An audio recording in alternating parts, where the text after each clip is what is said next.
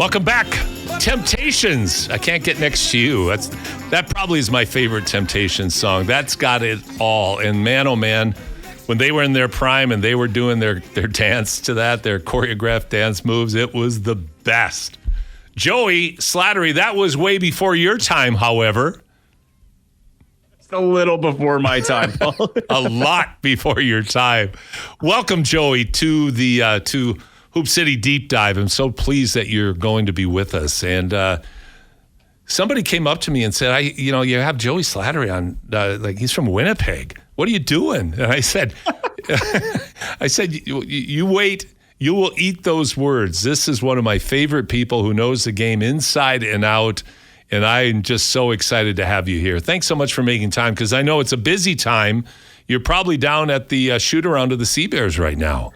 I just got back for this because I wasn't going to miss it for the world, and I appreciate you having me on. And let's be fair, I do have some Edmonton roots, right? I lived there for a little bit. I was there for the inception of the Edmonton Stingers, and that's what got me, into the CEBL in the first place. So, I'm really excited to be on the show. It's a busy day. It's an exciting day in Winnipeg for sure, but an exciting year for Canadian basketball, if I'm being totally honest. We're just on the upward trajectory, from our national team to our pro league. Things are looking really good right now. There's a lot of excitement.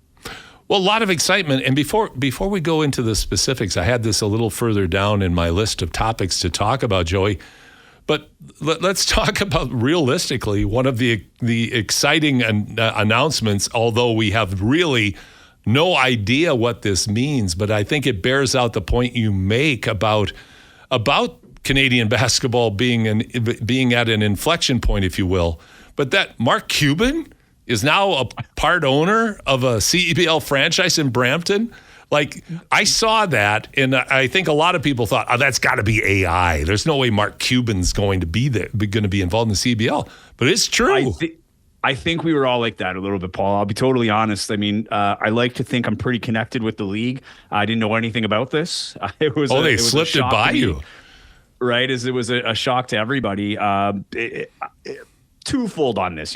It's obviously very exciting. I've talked to a few people in the league, front office people, and there's clearly an excitement. It's not bad to have Mark Cuban involved with your league. I don't know how the payoff goes in terms of himself, what he'll do for attendance in Brampton or things like that. But I think the biggest thing with him joining the league was the interview that he did with CBC upon the announcement, where he talked about how the value and the undervalue of Canadian basketball. And, I know that he's, a very charismatic guy, and obviously he has a part of him that needs to sell this as well. But I think that's genuine, right? You can't put aside the fact that he was very involved with the Dallas Mavericks as an owner. He understands basketball. He understands where the players were coming from.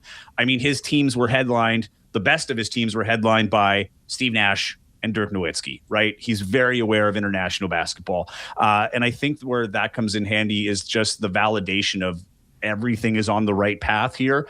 And there's an opportunity for investors, the likes of Mark Cuban, the Shark Tank guy, right? A guy who's owned an NBA team. He doesn't need to own another basketball team. He wants to own another basketball team. So I think it bodes well for the league. And I think it bodes well for Brampton, because now you've got a little bit more, dollar punch behind your product, which I'm just going to say right off the top, Brampton's done a wonderful job this offseason of turning things around. They had their season opener yesterday. There was an energy in that building I could feel on TV that I've never felt before. Well, and I think Brampton has suffered from really not great crowds historically.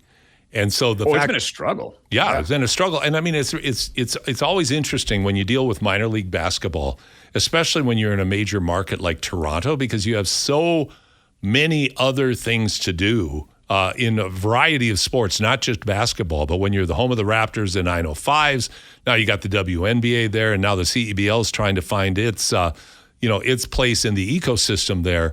This definitely jumps it up to the forefront and brings an attention to the league that it really hasn't had before. There was, and you have to pardon me, I don't know the young man's name, but the rapper that was involved with Scarborough for a while, and I mean, I remember, cool. Yeah. Yeah, and I remember Scarborough comes to Edmonton. Oh, he's going to be here. Doesn't show up. Place is filled with young kids that didn't know a basketball from a pumpkin, but they were there. because they wanted to see this guy. You always have that danger in it, but I don't think Mark Cuban, he's not that kind of business guy because to your point, Joey, he really revolutionized the NBA in how it treated its players because he was the first guy to really give the players what I would call luxurious locker rooms, fly them first class or chartered on flights. Like he did things that went way above and beyond what a lot of NBA franchises were prepared to do for their players. So he's always been at the forefront and always thought outside of the box. And that's one of the reasons he has all those zeros behind his name in his checking account. I will take you a step further on that. Even before the basketball revolution, let's not forget how he made his money in digital, right? In the .com era with the whole blow up. He cashed out at the right time. He knows exactly what he's doing. He's revolutionized things beyond even basketball. And that's where I think it's kind of a perfect partnership with where he is in Brampton right now, because this is a league that is really improved its accessibility, right? It was on TSN for a number of years, which was great for the league, but there's a paywall, right? It was hard to find if you didn't have the TSN Plus app or if you didn't have TSN cable. Now it's with CBC. Everything is free, right? So you're on YouTube, you're on CBC Gem, you're on CBC TV, and there's only 6 national games this year, but I think that's large in part due to the World Cup. Don't quote me on that, but there is the break between games kind of lines up perfectly with World Cup games and things like that. So I think they're putting a lot of resources as the public broadcaster there, but this is a guy that knows how to marry the two, right? I think if the league and the team is going in this with an open mind, like, let's listen to this guy. His whole life is on making the right bet. So there's something here that's working for him that's going to bring value to him. He's not here from the goodness of his heart, I don't think. I'm sure he's a nice guy, but I'm sure he's not here just I'm going to go support the good old Brampton Badgers. I don't think that's it, right? There's a return in this for him too that he's looking for, which means there's confidence behind it. But it's a very weird time, Paul. And I know you and I have talked about this before, but there's been a lot of change in the CEBL. That last time on the show, we were talking about Mike Morreale being gone and the new leadership. There's a lot of pressure on the league too right now because of this. You've got the platform, you've got the accessibility. Now, what are we doing with it, right? So having a guy like Mark Cuban in here, I think, is huge. But so far, it's been a quick turnaround from the old leadership switch over to where we are now. But I have to admit, there's an excitement that, it's palpable. I think there was a little bit of questions, maybe concerns for some people of what was happening this year. But now that everything's kind of in motion, the vibes are high, as the kids would say, Paul. Well, and I think, bringing Mark Cuban coming into the league is kind of like throwing gasoline on the fire. I mean, that's going to create a lot of excitement and a lot of momentum out of the gate. But I agree with you. Now that it's back, now that it's real, because I would say it was a pretty quiet offseason with all the changes that were taking place at the head office. And we're going to talk about this a little bit later. I wouldn't say the CEBL's strength has necessarily been the way it has marketed its league. Particularly in this offseason. That's me speaking. But we'll talk about that a bit later. Let's talk about the exciting part. First of all, let's start with the Winnipeg Sea Bears. Now, I think it's fair to say, without blowing smoke at all, Joey, in your direction or in the direction of Winnipeg, it is the model franchise, in my opinion, in the CEBL. You are able to galvanize your fans in the community so that you get many thousands coming out to your games. They've really become Sea Bear fans quickly and remained loyal. Every year you put, I think, some pretty dynamic and exciting talent on the court. And, the signing of Xavier Moon, who I know is still a few weeks out from being here because of his commitments and still playing over in Russia. But that was a major coup because everybody assumed, myself included, it was kind of a fait accompli that he was going to be back in Edmonton if he came back. So that was a major signing. But talk about the Winnipeg organization and the Winnipeg community's embrace of the Winnipeg Sea Bears. Well, I think first you have to give credit to David Asper on taking the big swing, right? Absolutely. This is a man who has, a very successful track record as a businessman, really helped kind of redirect the Blue Bombers into what they become, right? I think, correct me if I'm wrong, I think he was the chairman of the Blue Bombers board for a long time. This guy understands the value of business and entertainment. And I think with the Sea Bears, as the story goes, Filipino population here is very large, and big basketball fans, and understanding the market, right? Like where a lot of his diehard fans were coming from, which would be like the north end of the city. So when he was testing different venues, he drove from the neighborhoods that most of his perceived fan base would be coming from, and he took the big swing on Canada Life Center, which is where the Winnipeg Jets play. It's a major league arena. It's, they're not getting it for free, put it that way, right? They signed a new 3-year lease in the offseason, so they're going to be there for at least 3 years. But it is too big for the CEBL. Like, let's not sugarcoat it. This is, they do really well, but I don't think that was the expectation going in. It was more of the hope, and the hope has been answered. Now the team has been here for 3 years, right? So now you can feel the sense with the team too, is they're not taking it for granted. That's what I get through my dealings with the team. And when I'm talking to people that, in the front office, that now it's, for a while it was the event, it was the new kid on the block, so to speak. But Winnipeg, or the Sea Bears rather, have become part of the sports culture fabric of Winnipeg, right? Like if I'm looking at the teams, it probably goes at this point, Bombers number 1, Jets number 2, very close. And then probably the Sea Bears, and then the Gold Eyes, our baseball team, right? And all of those teams get great support. So that's not to put any water on anybody else's fire, but it is a team that is really connected with fans for whatever reason. For a lot of newcomers, right? People that are new to Winnipeg, or first generation Winnipeggers who didn't have that legacy and tradition of growing up with the Jets and the Bombers, this is their team. Right, like this is a team now that's been to come to them. Well, they were there; they're there from day one, and that's been a thing. The day one fans, they've always been treating them as something special. And they put a lot of resources into it. If you go to a game in Winnipeg, it feels like the NBA. They've got the toys, they use the toys. You ask any player, you ask any coach. I agree with you. I don't think it's blowing smoke. It's always the topic of conversation when a visiting team comes in here. It's usually led by, how excited are you to play here today? Very excited. And on the flip side, it doesn't make it any easier for the Sea Bears, because everybody wants to have their best game in Winnipeg. They want to have it under the bright lights with the big TV cameras, right? It's a place that everybody circles on their calendar every year. But it is very much a cultural thing here in Winnipeg. You see people wearing Sea Bears gear in the winter when they're not playing. You see people wearing jerseys. You see sweaters. It is part, like as I said, is that sports culture fabric that you have it in your collection with your Jet stuff and your Blue Bomber stuff and your Gold Eye stuff. And it's been really well received. But now I'm going to be a little bit of a damp, wet towel here. Wet towel. Here comes Joey, the wet towel. They haven't won a playoff game yet, right? Last year, it kind of hit a boiling point going into championship weekend. They started losing at home, which was weird. They weren't used to that. They had a very successful home record.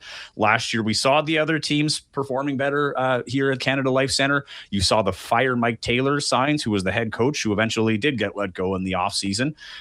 So fans now want wins. And it's, I think the team feels that a little bit. Again, today, the long weekend, so it's a little bit weird for an opening game. But yeah, I think they're already over 7, inching towards 8,000 tickets sold, and they'll probably get a lot of walk-in traffic. It's a cold day in Winnipeg here today. I don't know if many people are hitting the cabins, or cottages, whatever. I know every region calls it something different, but I think they're off to a good step. But Teddy Allen being back, and I know we're going to get into that, is the big draw right now. That's when all the talk when he was re-signed, all has been forgotten. He is a totally different guy, and people, the roof is going to go off the place tonight when they introduce number 8. To have someone come back like Teddy, who's, a bit of a lightning rod because of the type of player and personality that he's been, though, he still has endeared himself to Winnipeg. And the fact that you would get back what you think is a much more mature version of somebody who is capable of being one of the very, very best in the league, night in and night out. And if he has settled into that, if he's maturing into it, the rest of the league needs to look out. And boy, do they ever need to look out when he pairs up with Xavier when he gets into town as well. I think you made some great points, though, and this is why I consider Winnipeg to be the gold standard of the way they've ingratiated themselves and woven themselves into the fabric of the community. But I also I want to get into the importance of winning in the CEBL. Because I'm like you. I'm now looking at it as a league that now we've got history. So we can't, I don't think the communities, the cities are going to be as happy anymore just having a team and just being thrilled that, boy, we got professional basketball in Canada. That is great. But the league, under the funding of and the vision of Richard Petco, who wrote the checks for a lot of years, and the high energy work led by Mike Moriali and some of his team like Josh Nestor and some of the other folks at the head office. But Mike was cloned. It seemed like he was in every city, every game because of the way he hustled around the league. But now people are at the point now where their team is their team, and now you start heaping expectations on it. Like you said, Winnipeg's at the point now, well, this is great, folks. Are we going to win? And you hit the nail on the head. And I know I've said this before and I won't stick too much on it, but the league goes a lot to guys like Mike Morielli and Richard Petco who got this off. And it's in a good state to this new leadership group that now is taking it into a new direction, right? They're trying to make this global. They're trying to make it more accessible. The basketball has been set up, but it is important now, right? Because it's becoming, I've always said the CEBL's potential is to be what the CFL is to football. Right. The way the game has grown, you look at the statistics across the board, and I know it's the same in Edmonton. The growth of basketball has been astronomical in the last 10, 15 years, even going back 20 years, right? When the Raptors start coming about, they start getting better. Vince Carter, they win a championship. And a lot of people, it's just more accessible to play, right? Hockey's expensive. And, even soccer's become expensive. And I think for a long time, and we're noticing this now, there's excitement because of the World Cup, but it doesn't seem to have the same, I don't know if it's coolness or what, but there's something about basketball to these new fans that sticks with them, that they can just go grab a ball, hit a park, and go play. But when it comes to winning now, there's owners in the league. So those guys were writing the checks for a long time. And this is where I think the change comes about, is now these owners have to ensure that their investment in these teams, in these cities, are seeing a return. So now the winning does become important, because you're not just the Winnipeg Sea Bears run by the, CEBL or their subsidiary of the CEBL, or the, Edmonton team that's all owned by the league. No, now you've got owners that say, hey, we're paying the checks. We're hiring these players. We're hiring these coaches. We need butts and seats. We need them buying concessions. We need them buying merch. And if you're not winning, it's not working, right? I mean, you look at Saskatchewan. They've struggled. They are the last team to be purchased in the CEBL. Ottawa and Saskatchewan were purchased over the offseason. So now it's a league full of owners. But now it's a sense of, with the new playoff format, there's incentive to win. Because now if you can get that top seed, you get a home playoff game. That's extra gate. You look at a place like Winnipeg, they get to the finals, Paul, right? And if they get that home advantage, if they finish top in the league, if that were the case, speaking totally hypothetically here, they would have possibly two home games of 15,000 people. Think that's motivation enough for an owner to, put a little investment and get their players to go? Owners are talking to teams. Don't kid yourself. They're going and giving pep talks and having the teams over to make sure that they understand that, hey, this isn't just for fun. I know you're here trying to advance your careers, but while you're doing this, you're going to do well for me. I'm giving you the opportunity. Now I need to see you pay me back in terms of effort and wins. I think you hit on a key element, and I think it's a correct element for a healthy league going forward, is it has to matter. It can't just be a convenient stopover in between playing overseas. It has to matter in and of itself. So important. Pardon me, Joey? Which is why the Canadian rule is so important. Absolutely.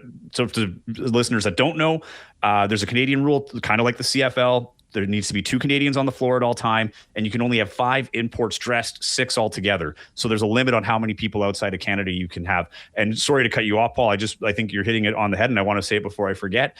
That is important, because these Canadian guys that play U Sports or go to the NCAA aren't ready for the NBA yet. They can come back, play at home, and it means something. They're playing for their hometowns, or they're playing against their hometowns. David Walker, for instance, who plays on Winnipeg, is from Scarborough. The guy's going to be foaming at the mouth to play Scarborough. He wants to beat his hometown. Hey, I'm going here. I want to play with the best. I'm putting my city on the map by beating my city. Those are the types of attitudes that are going to carry this league. So you bring a bunch of G Leaguers in, because I know some people say, well, is it really the best of the best? I'm telling you it is. That's why Mark Cuban is here, because the Canadians, after the Americans, produce the most NBA players. The talent is sky high. This league gets substantially better every year from a talent perspective. So 100% these guys are important, and they are the ones that are going to carry that importance, like you say, where it matters, because there's a bunch of guys from Winnipeg on Winnipeg. They want to win in Winnipeg. It's not just a thing. And they tell the players that it's a privilege to play here. And you're 100% right. There needs to be a care about it. And I think it's there for the most players, and the guys coming in are learning it on the fly. Couldn't agree with you more. Joey, we're going to have to take a break right now. Stick with us. We're going to come back with our second half of our deep dive conversation. You're listening to Hoop City with Paul Sir on the Deep Dive with Joey Slattery. And we'll be right back after these messages. Welcome back to Hoop City on the Deep Dive. Paul Sir here along with Brandon. And we're happy to welcome in Joey Slattery. Joey, let's go back to the CEBL for just a second. There was opening game for the league, was a CBC broadcast game last Saturday here in Edmonton at the Expo Center. Winnipeg's down 7 in target time. And by down 7, I mean the target time, the way it works, you have to score, I believe, is 9 points. First one to score 9. Is it 9 or 7? Refresh. So it's the first, yeah. So basically, they take after the 4-minute mark, right. The fourth quarter, the first whistle, time stops. Whatever the leading score is, they add 9. Yeah, so that that's becomes right. The target score. Okay. So Winnipeg had to come back. They came back and won. A couple of free throws by Winnipeg University player. Exciting comeback and win. Disappointing, of course, for the Edmonton Stingers, but an exciting way to start, for the league to start off. Before we go back to the league, I have to tell you, Joey, and you talk about a wet blanket. This is one big wet blanket here for me. I hate target time. I loathe it. Really? I loathe it. Really? Why is that? Let's do our counterpoint here. Okay. I'm going to come at you from old school guy, curmudgeonly old guy. But there's a reason why 8 years into this, no other major league in the world has picked it up. That's number one. I know they have it, I believe, in the 3-on-3 league down in the States for the women during the summer. But the other thing is, if you've got something that 8 years into it, you have to explain every game to everybody watching. To me, that's a problem.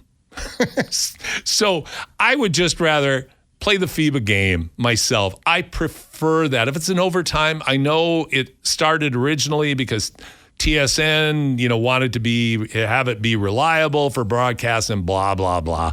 Again, I just loathe it. I think it's an irritation more than it is a basketball. It's just not something I personally enjoy. Now, having said that, I'm a wet blanket on this. It's an identifying factor for the league. And I think similar to the size of the football in the CFL, it'd be hard to change it. It'd be hard to go to 4 downs in the CFL. I think they should, personally, but I don't think they ever will because it's part of their identity. And I think 100%. CEBL, it's part of their identity.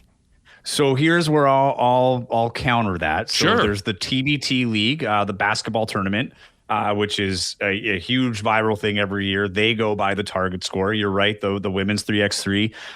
NBA has tried this with great success at the All-Star game, where players loved it. And that was a few years ago now, but it was one of the more competitive NBA All-Star games that we've seen. And I've heard that it's something that they've been toying with overtime. So instead of having the clock run out, you just say, okay, no clock in overtime, just first to that target score. I like that. I like that. I don't think the NBA is ever going to do this, right? Kind of like you said, every league has its culture. And as you've seen with the CFL, when you mess with it even a little bit, it can create a firestorm that you don't need to bring on unless you absolutely need to. I don't think anybody's begging for it, but I do think in Canada is what makes it sticks out. From a development standpoint, Paul, I'm a believer that this should be implemented kind of like Canadian football rules right across our scholastic system, from high school, even in the minors, or at least with some major tournaments, which some people have done or some tournaments have done, because now you have to learn how to be clutch, right? Like you have to go through that moment that a game isn't going to end because you can dribble out the ball. I think it gives much better development opportunities for young kids and people growing up, that you have to compete until the very end, right? And you're getting those shots. So if you're getting the quote garbage time, that doesn't exist in the CEBL. Every time you step on the floor is a chance to prove yourself. And if you're going to be that true development league to the NBA, every time you go out there, you have to play defense and you have to score when the pressure's on. So you can have, like you say, that 7-point lead, that 9-point lead, that 16-point lead. If you don't score that 9 before the other team gets to that target, that's a hard thing to bear, right? And you feel that pressure. So I think it goes a long way in terms of development and learning how to play the game in those high pressure situations. So people that might have, went under the radar a little bit because they never found themselves in those situations in high school or in college or whatever the case may be, now might find themselves like a Mason Krause, for instance, who was on the floor at target time, had his heroic moment for his hometown team. He's a University of Manitoba legend out here, but now he's on the national stage, and he had that opportunity to be there because they couldn't give up and he was playing well. But now you find yourself in a scenario where I would have been just dribbling out the ball, or I would have been playing garbage time while Edmonton was dribbling out the ball, but they were able to stage that comeback and put themselves on the map. But I think there's a lot of upside to target score, but I do understand the argument for people of the traditional game. And I know no one likes it ending on a foul shot, but again, to have to hit a foul shot or two to win a game creates a lot of pressure, a lot of drama, but right? And go ahead. I was just going to say, Joey, you make a lot of good points. And here's something I will identify as a place where target time would be, I think, an effective tool, and it ties into your idea on developmental basketball. And that should be that target time is implemented in the equivalent of AAU tournaments for youth. That would solve a lot of problems when you get into scheduling, when you've got 1 million teams playing 1 million games in a gym, and now you get an overtime and everything gets bogged down and backed up. Really and truly, the target time makes sense in high volume environments to me. Like that is, and the scores too can't get too out of whack, right? Like you have to, there is a cap at some point, and you can't get blamed for running up a score because you still have to end the game with the 9 points, right? Well, so it takes away that aspect too. Well, no, I don't agree with that. If you're much better, you can be up 100-9 and then just have to get to 109. The other person. Well, that's what I mean. Yeah. But it's like, if there's teams that'll go off and then, you should have held back. Like it takes away that excuse. Right. You can't hold back because you have to end the game. If you have to end the game, it's not over is the argument I'm making. Yeah. No, I agree with you. And it's only a negative if you think it's a negative. I think personally, I prefer watching a game play itself out in the traditional way over the target time at the professional level. I don't the fouling. Pardon? Because that's one thing that comes away from target time, right? Is like, when they're hacking for fouls, trying to get the possessions back where it can, from a casual fan, one of the big arguments with basketball is the last 2 minutes can take 15 minutes, right? Because you're going back and forth trying to get possession. I don't think that exists though really in FIBA because of the limitations on timeouts. NBA, by all means, NCAA, absolutely, because they leave the timeouts you can always call a timeout in the middle of a play. You can, you've got 1 million timeouts to work with, but FIBA takes that away. And again, I don't want to spend too much time on that, but it's just one observation I would have. Like I said, I'll just throw that up as the curmudgeonly opinion on it. Let's go. Go ahead. There's a few coaches that would agree with you. I think so. I think so. I just think it's a better brand of basketball personally. And standing there waiting to see if a guy makes a couple free throws to end the game, it's like a dull thud when they win the game on a free throw. For me, that's true. I just remember the game where Alex Campbell scored his 1,000th point to be the first Canadian to do so. It was off 2 missed foul shots from was it Justin Jackson, who ended up playing in the NBA, but he had 2 chances to ice the game, missed both foul shots, and Winnipeg went the other way, and that was the loudest I've ever heard a stadium. So maybe that's my bias, is I remember that game where it was crazy when you missed it. You Winnipeggers, your loyalty is admirable. I do appreciate that. I'm talking with Joey Slattery here on Hoop City on the Deep Dive with Paul Sir. Let's go back to the league for a second. Let's talk about some of the teams. One of the things I think that the league does struggle with is, or has a big challenge with, I don't want to say struggle with, but one of the big challenges is how do you pump up and promote the heroes, if you will, and I'll put that in quotation mark, or the stars rather, that's a better term, coming into your community for that summer. You have Teddy Allen, who is an established star in Winnipeg. He has a rep. We had Xavier Moon, and some other players as well. But those are 2 that just jump out at you. But one of the things is, how do you market your stars? I guess what I'd like to do is, if you had to look across the league right now, Joey, because you do a great job of evaluating the CEBL, who has some of the star power of the signees outside of somebody named Xavier Moon, outside of Sean East, who's in Brampton? Who are some of the other names and players that you see as being players that people should really pay attention to? Well, Vancouver, and it's still not signed, but I know there's still interest, and they're still going after Mitch Creek, who is a former NBA player, absolute star out of Australia. Tyrese Samuel's a Canadian who won the most outstanding Canadian last year in his first year in the CBL. He'll be a front runner for the MVP. But you're right, like it is a little bit tough, and it really depends on who you ask too, Paul, because you look at the Teddy Allen thing. Well, he had his banner up at Canada Life Center beside Connor Hellebuck, right? And many would make the argument that might have got to his head from year 1 to year 2, which led to some of the issues that led to the breakup in the first place, right? And I don't know if a team like teams in the CBL are looking at that as like, maybe we don't do that, right? Because we got to make sure that everybody's in check and we got a team here. And different teams handle it differently too, right? Like I know Calgary and I'm sure Saskatoon, because there's the same ownership, which is another conversation. But they don't really market their stars. They've been notorious up until this year, really, of bringing in a whole new slot of players. They had very few returnees from coaches, from players, because they're selling the event. They're selling the team, right? So I think it does come down to what your ownership group sees as the opportunity. Do we own a basketball team, or do we own an event, right? That we're trying to sell a live event, week over week and things like that, in social media and stuff like that. But there are marketable stars. And I think the thing is too, with the CBL, we're going to start noticing more and more as time goes on. We might not know their stars until they're gone. Right? There's going to be guys coming in here that are going to be, they're going to make their name here like a Teddy Allen. They're going to sign a 10-day Tevian Jones, not Tevian Jones, sorry, name's blanking me. Trey Scott played on Winnipeg last year. He just signed with Calgary. That guy was with the Long Island Nets, signed a 10-day contract, and became a starter for the Brooklyn Nets. All within, 9-10 months, right? And he's back in the CBL. So if I'm Calgary, I'm marketing the heck out of that guy. Like he's an NBA guy that actually played in Toronto against the Raptors. So Canadian basketball fans will know the name because they just watched him before the season ended, right? So I think there's a way to market it, but the key to marketing is your local guys. Identifying the guys who are going to stay there, who have ties to the universities, even marketing the coaches to some degree, kind of like college. If you have a coach that's staying here full time, maybe that's the name that sticks here because they're more accessible. They can do the camps and things like that. But more than marketing the stars, I think you just have to market the team to the community, right? Establish yourselves as the pros. Get the players out, get the coaches out, working with the kids, working with the local teams, whether it's club or high school or university, and build it that way where you're marketing the opportunity to play professionally in Canada. I think the Stars are going to market themselves within 5 to 10 years of this league if it continues as is. I think we're going to see the youth sports coverage is getting better, especially in Ontario. And Western Canada has always been good at supporting, at least compared to other parts of Canada, at supporting university basketball in particular. But the coverage has gotten better with a younger audience, right? Social media, I think, is going to be a huge blessing for youth sports moving forward. So there's already names being made because kids are starting to care about university sports.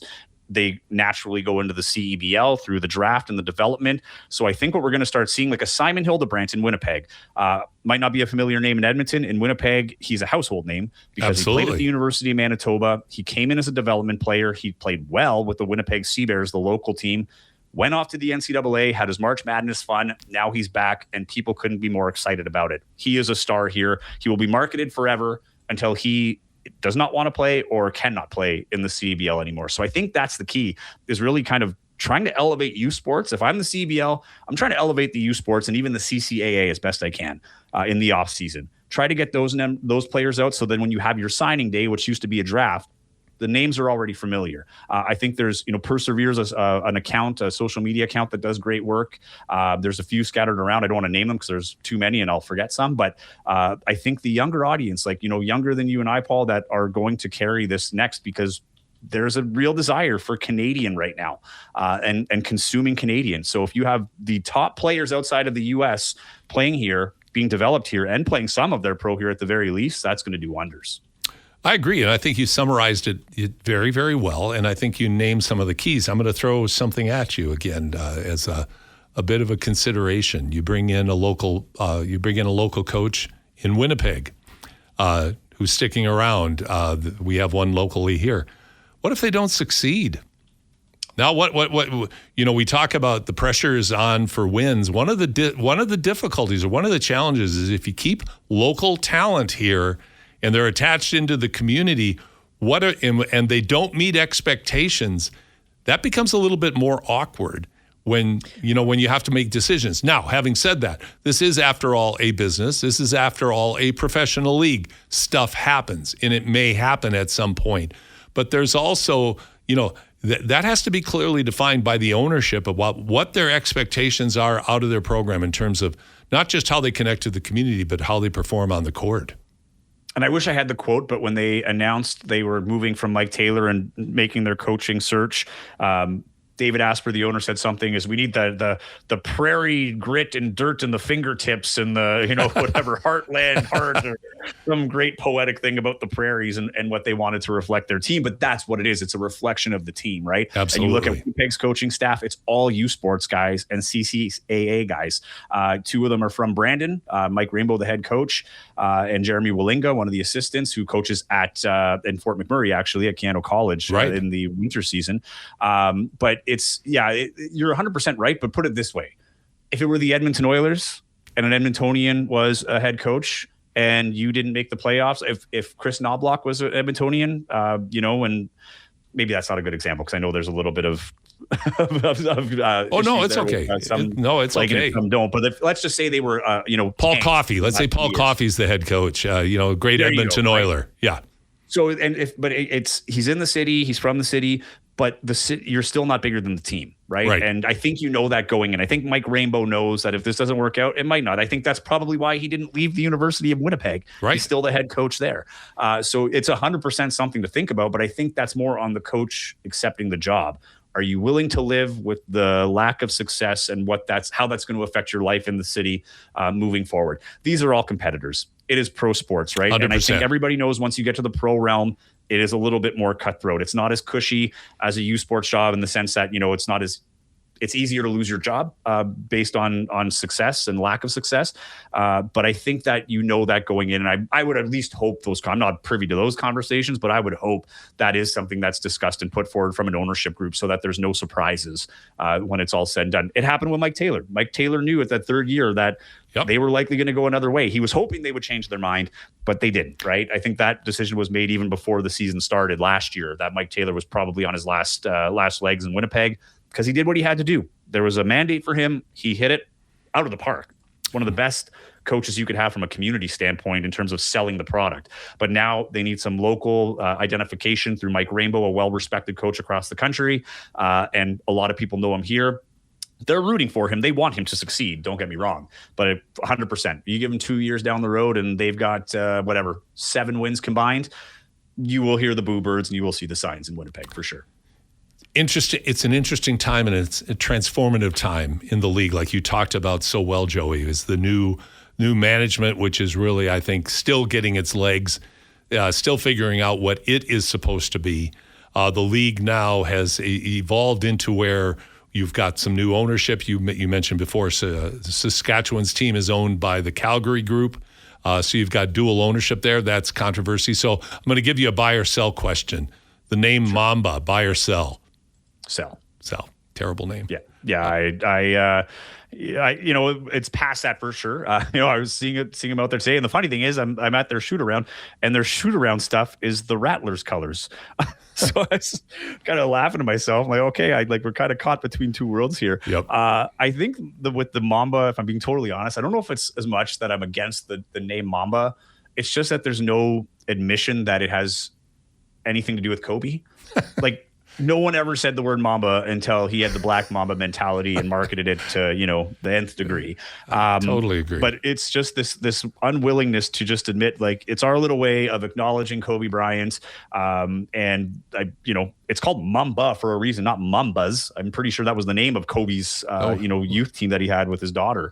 But anyway, it's, it is what it is. I really like the Rattlers in terms of the name. I like the branding. It was appropriate because it was a snake that was actually in Saskatchewan, a rattlesnake that's very unique in this country. Yep. A Mamba, spin it every way you want, but it's just creating more controversy, I think, than you need. But I also know that Jason Ribeiro is good at drawing attention. And, I got to give him credit there. We've talked a lot about the Saskatoon Mamba this offseason, whether it was positive or negative. But at the end of the day, Saskatoon's back on the map. People are watching and people are commenting. They're getting the engagement that they want out of it. And I'll tell you what, Paul, if you win, winning forgives everything. Is that the truth? You've tried something new. You've gone in there. If the Mamba win the next 4 championships, guess who's going to love the Mamba? Province of Saskatchewan, and that's all that really matters to them. But you put a little pressure to win now, because if you want to keep that branding and you want to see some success, you have to make it something that attaches to your audience, to your fans, and that they connect with. And if you win a few games and have an exciting season and have some, like you were saying earlier, some stars that are tied to the Mamba and players that come back, because Saskatchewan has struggled at that forever, at bringing players back. Now it's a new ownership. And, I don't like the name. I know there are probably few people that do like it, but that is their decision. They're marketing it. They have a plan. We'll see how it goes out. But I would 100%. I wasn't a fan of the announcement when it came out. What I'd like to end our conversation on as well, though, is that all the positives that the CEBL brings to Canadian basketball, it fills a gap that needed filling.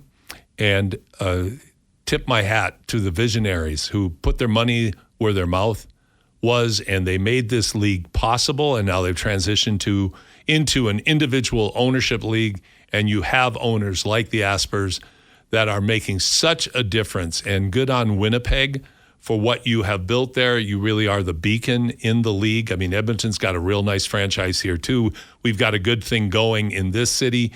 A lot of the other cities are doing really, really good things, but you have to have somebody on the mountaintop, and to this point, that certainly is Winnipeg. And Joey, thank you so much for joining me today. I hope we can do this again real soon. Tell people how they can follow you on social media. Yeah, thanks for having me on the show. At Joey Slattery TV is my Instagram. That's where I do all of my game day reports and coverage of the CBL and the Sea Bears. I also have the Target Score podcast. And their local markets. So we've got a show in Winnipeg, in Brampton, and in Vancouver, and we'll be growing. So I don't know if Sports 1440 wants to add a little Target Score flavor to them. I know you don't like Target Score, Paul, but no, that wrong Target name, Score right podcast, idea. No, I'm just pod. that's the best use of Target Score that I've heard so far. Is the name for a show. So I appreciate that. Yeah. So no, Joey Slattery, you do a fantastic job. It's been great talking with you. I'm glad we could shine the spotlight on the CEBL together. Thanks so much. All the best, and we'll be in touch soon. You bet. Anytime, Paul. Thanks for the opportunity. Appreciate you. Joey Slattery joining me here on The Deep Dive, and we will be back after these messages as we bring the show home. Welcome back. Papa was a Rolling Stone. Temptations, last of our songs today on a Temptations Saturday. If you can check them out on YouTube, the music is great in and of itself, but you've got to watch how they performed. They were trailblazers in every sense of the word. So always worth listening to and watching the Temptations perform. Okay, and by the way, Brandon, have I convinced you yet? Are you going to rush out of here, get your tablet and look at and watch the Temptations? You've done a pretty good job. I was familiar with obviously some of the big name tracks and the more mainstream ones. A few that I had not come across before we dipped into on the show today. So I'm kind of like you, Paul. It's a little bit unique growing up in a little bit smaller town. It's usually country music, maybe some rock and roll, and not a whole lot else. And I love those as much as anybody. But I just like good music, and I think the Temptations, without a doubt, falls into that category. So yeah, I might have to get a little on the playlist for my drive south back to Delburn for this afternoon. You will be better off for it. Mm-hmm. That will be great because they were real trailblazers, like I said, in terms of their presentation on stage, and so much of what you see today, obviously, whether it's in sport or in performance. In performing arts, it started somewhere, and people had to invent it literally or evolve into it and come about. Like you look in basketball, just to make the jump over to the sport we're talking about, and the effect of Bob Cousy that evolved into Pistol Pete Maravich, that really, Pistol Pete changed the game completely. And so much of what is going on today in terms of ball handling skills emanates literally from Pistol Pete.